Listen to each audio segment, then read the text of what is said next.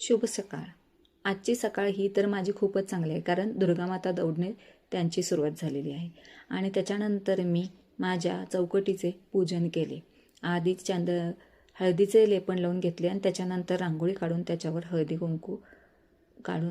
कुंकूने त्याला सजवले. त्याच्यानंतर आज पहिला दिवस होता नवरात्रीचा, त्यामुळे म्हणलं की आजचा पुरणाचा नैवेद्य करूया.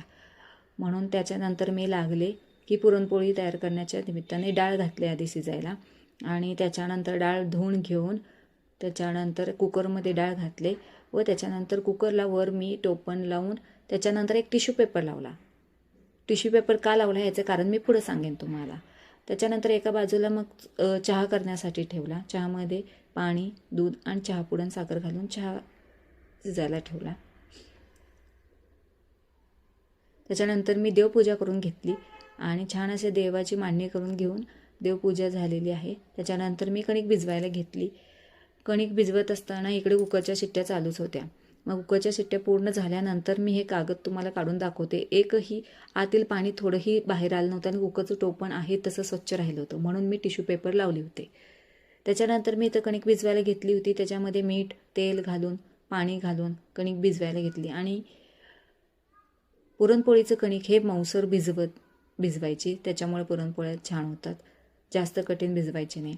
तुम्हाला ज्या पद्धतीने तुम्ही लाटू शकता त्या पद्धतीने मऊसर करून थोडा वेळ कणिक भिजू द्यायची. त्यामुळे कणिक आधीच मळून ठेवायची. जेव्हा हाताला पीठ चिकटतं त्यावेळी थोडं तेल लावून परत पुन्हा कणिक एक संग मळून घ्यायचं.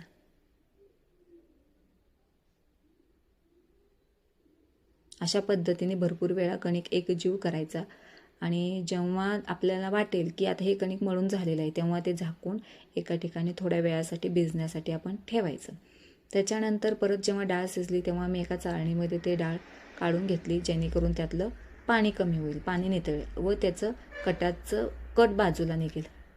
त्या कटापासून आपण नंतर आमटी तयार करायची.